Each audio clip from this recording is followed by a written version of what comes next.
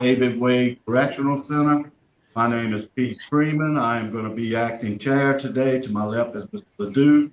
To my right is Mr. Barra. We are here now to hear the hearing on Robert Owen. Mr. Owen, state your name and DOC number for the record. Leuke Robertson, 107635. Okay. Mr. Owen, we're here today for your parole hearing. I'm gonna read some information to put in the record. Mr. Owen is a fourth felony offender. He had a parole date of 6/13/23, a good time date of 6/13/42, and a full term date of 6/8/43. He is serving a 40-year sentence for the charge of manslaughter. Does that sound correct, Mr. Owen? Yes, sir.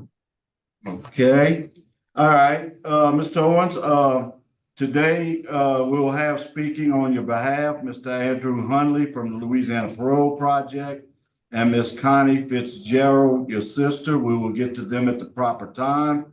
Also in opposition, we got Chata Kener, victim's daughter, and Sky Mitchell, victim's daughter. We will also have them speak at the appropriate time. So right now, Mr. Owen, tell me, what did you do to get yourself put in prison, and why do you think you should get out today? Well, I killed my wife. I shot my wife and I killed my wife. And I'm terribly sorry for that. It happened, and I never, God knows what I put people through, only knows. But I am a changed man now. I work for the community around David Wade here. I'm a facilitator of AANA. I'm a recovering addict, and I do everything possible. I try to help the elder and push them around in the wheelchairs if they needed to get someone. And I know that I am a changed man. That I work for the better. Okay. First, we're going to hear for those that are in favor of you getting out. Mr. Andrew Hunley of the Louisiana Parole Project. Good morning. Andrew Hunley appearing on behalf of Louisiana Parole Project today to confirm that if this board were to grant Owen parole, that our organization accepts him as a client in our reentry program. That would include housing, employment services, mental health services, and all other wraparound services. We specifically commit, while he would be a long-term client of our program, that we would work with him on ensuring that he works towards continued sobriety and give him the resources he needs to make sure that he's successful upon release. We've come to this decision based on his programming and institutional record, and I stand by in case the board has any questions about his reentry plan. Thank you. Thank you, Mr. Hunley. Okay, now we'll hear from Miss Connie Fitzgerald, your sister. Miss Fitzgerald.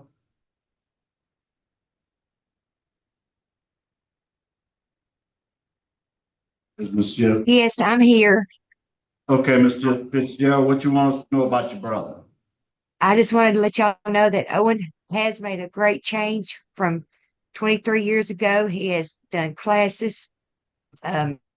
He's a totally different man. He teaches and he leads the people that he's in jail with, and they look up on Owen.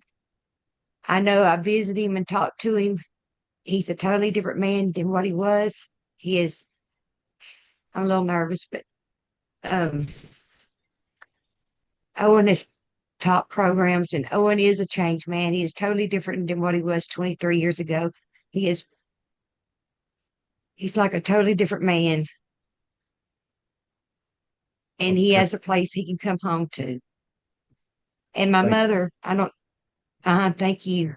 No, go ahead. What do you want else to say? I didn't mean to cut you off. I'm sorry. My mother is here also. She was on speak up on Owen's behalf also. Carol Robertson. Okay, yeah, she can speak. We only had two so far. Okay, Put her on, please. okay, yes, sir. Mom, Yes, I wanted to say that Owen has a home with me, and I have visited him often and watched him grow and grow into a better man. He's real proud of the men that he teaches. They're young guys, and he tries to show them that there's a different way to live, that to not go back to their old ways that they were back in, that they can be sober and have a better life. And he's real proud of them, the ones that have graduated through his class. And Owen has a home with me. And it's more than having a home with me. I need Owen to come home. I own property here. We don't live in Vivian. We live outside of Vivian in a rural area. We live on the south side of Black Bayou, and it would be good to have him here with me. I'm legally blind now, and I have two other children that also are looking forward to him being home. I lost a daughter May 31st. She had 36 years of multiple sclerosis. And Owen has lost a loving sister, a real sweet girl. And the family needs Owen. I have a home here that will be his. I'm leaving my home to him. I wrote a will saying so, that he'll always have a home.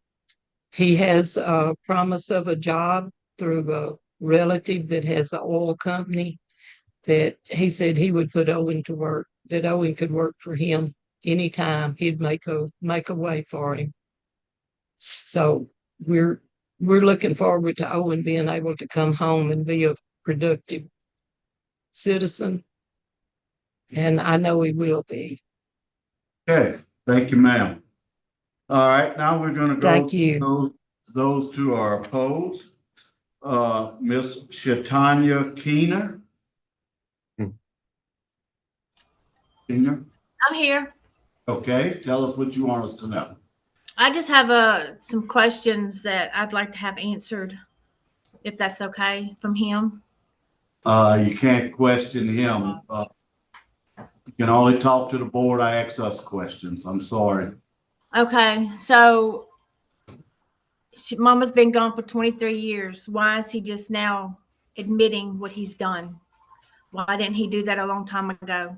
We have sat here and we have suffered with no closure as to what happened that day. Now I got to reroute my whole mind now. We don't feel the need that I don't think he's changed. I really don't. I mean, I just think Mama's not coming back. So why should he be out walking the streets? Why should he be out living his life when she's not here anymore? Our family's here. Her brother is here. And we feel like he hasn't served even half of his time yet. The classes and the things that he's taken, that's in prison. That's what he's doing there. What's he going to be like when he gets out? Is he going to go back to doing what he was doing before? We just don't feel like he's changed, man. Yes, ma'am. Mr. Barra, one of our members has a question for you, ma'am. Okay. What is your relation to Owen?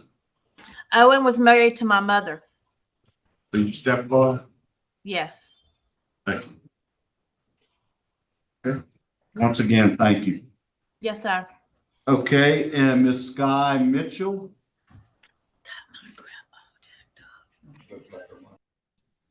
Yes, sir. Okay, Miss Mitchell, tell us what you want us to know.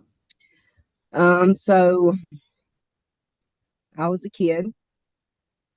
And a lot of my childhood I don't remember. Because it was bad. Because of owing you. But there's one thing I do remember, and that's the day he killed my mama. And I remember it like it was yesterday. And he sat in that jail for 23 years. And not once did he admit that he done it. He made every excuse in the book as to what happened. But 2 years ago, when he sat in front of this parole board and lied again, they told him, you didn't, a jury of your peers found you guilty. And for you to come here and not even admit it is why we're keeping you here. And when I wrote in my letter, I wrote to you months ago and told you this is exactly what he was going to do, that he was going to tell this board exactly what you thought you wanted to hear, the admittance of guilt, and that you were going to make him, let him walk a free man. And I know that his mama and his sister and whoever else is listening, he's got nieces and nephews that were also kids when it happened. And I love them. And I'll always love them. And I know that they love their Uncle Owen Hugh. And I don't blame them for that. And I don't hate this man, because that woman right there in that camera told me the day that he shot her that I can't live with hate in my heart. And I thank her for that, because I forgave him 23 years ago. And I have not carried that hate with me. And I have lived a wonderful life. I have 2 beautiful kids and a beautiful family.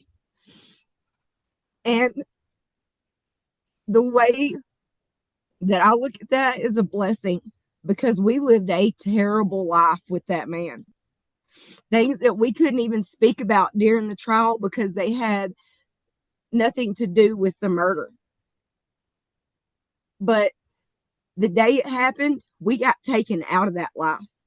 We didn't have to watch him beat my mama anymore. We didn't have to help him cook dope. We didn't have to pop pills. We didn't have to smell the ammonia burning our nose from all the gas that he'd stolen. We didn't have to worry when the next time the cops was going to come to our house. We lived a great life because of my sister. And I take that as a blessing. And I use that as my testimony. And I don't hate this man. And I don't want him to sit in jail because I hate him. He deserves to sit in jail because, like he just admitted, he killed my mama. And 23 years ago, that judge said 40 years. And at the least, that's what he needs to serve, because his second chance is not with this free world. His second chance is with the good Lord above. And I do pray for him. And I do pray that he prays for his own forgiveness. But do I believe he deserves to walk free? Absolutely not. And for his mama to say he has a home to come home to, the Gator Hole is no home. It is no place for anyone. It is just as bad now as it was 23 years ago when we lived there and he took my mama. The drugs, the thieving, the comings and goings. No, I don't live there. It's a very small town. People know, people talk.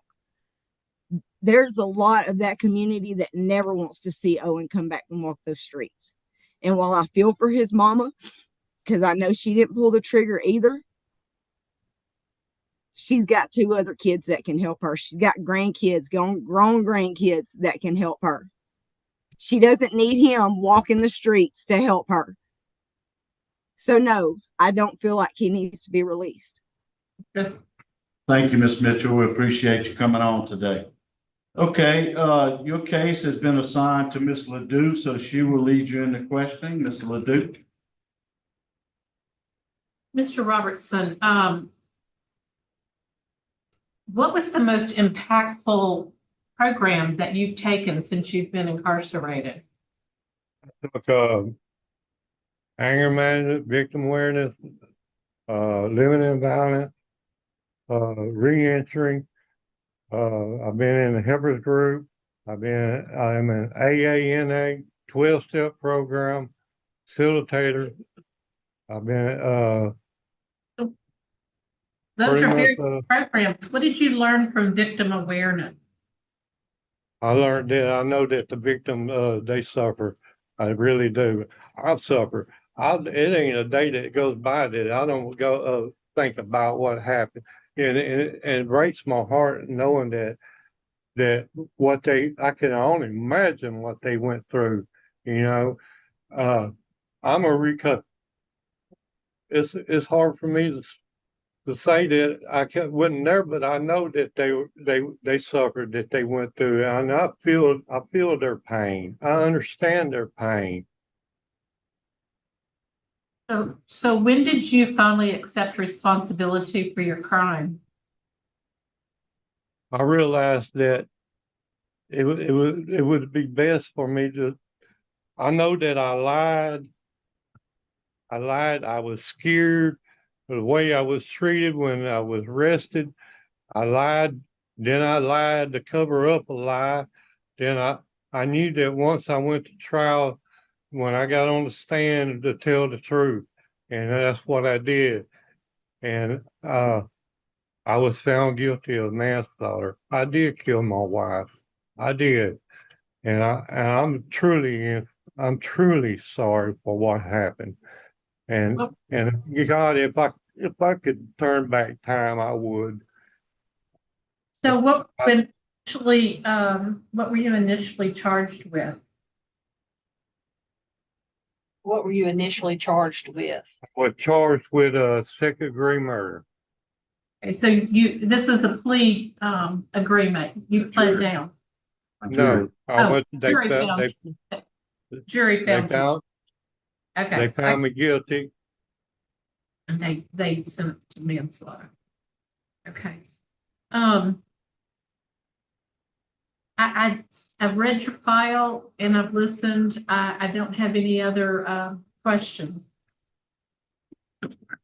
Okay, Mr. Barrow has no questions. I do want to state for the record that we have numerous law enforcement objections, and the DA wrote a letter, and he is strongly opposed to you getting out today. Attorney General is opposed. Sheriff Henry Whitehorn is opposed. Honorable James E. Stewart is opposed.